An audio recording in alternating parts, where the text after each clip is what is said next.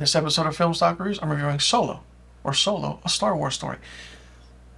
This movie is basically the origin story of Han Solo, and it takes place 10 years prior to the events of the original Star Wars movie, or Episode 4, A New Hope.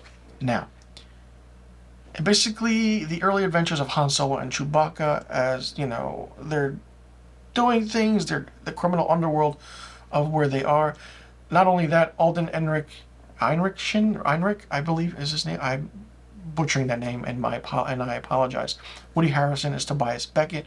Emilia Clarke is Kira, and Donald Glover is Lando Calrissian, which is interesting because it's like the young spitting image of Billy Dee Williams. And this movie was okay and different. Ron Howard directed the movie.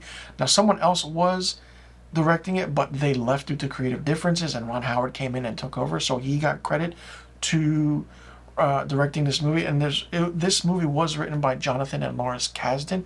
Of course, you know who Lawrence Kasdan is because he wrote one of the most fantastic Star Wars movies in The Empire Strikes Back, and he came back for Star Wars Episode 7, The Force Awakens. Now, when you hear Lawrence Kasdan writing a Star Wars movie, it's going to be either good or bad. This was terrible. It was too long of a movie that could have been cut down. The movie is 135 minutes, over 2 hours long. But they could have cut it down to where we understood what was happening. The train scene in this was great, where they're trying to go in and find something. Listen, I saw this movie once, and it should have been done a little bit better. We didn't need a origin story of Han Solo. We didn't need an origin story of Han Solo at all. It could have been done differently, but, you know, seeing the characters in their younger years were good. Emilia Clarke as Kira was fantastic and great.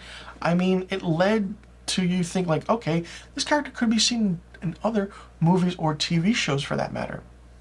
Now, the interesting thing about this movie is that Paul Bettany is also in this, but he plays a villain in a way of Dryden Voss, who was really good. And seeing Paul Bettany in this was different. You know, he always plays villain roles, but it was him playing a villain role in a Star Wars movie. Exceptional. Now, the interesting thing about this movie is that we are introduced to the head of who's running this whole show. Now, Kira contacts Voss's superior, Darth Maul. Yes, Darth Maul shows up in this. It's the only good thing about this movie, and that was it.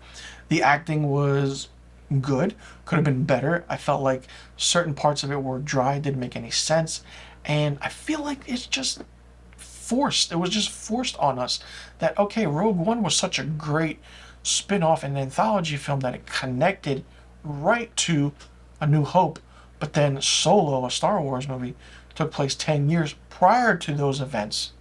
So, you know, the whole Star Wars timeline is very interesting to see. It's very different, and people are out there like, you can do certain things, watch certain movies in certain orders.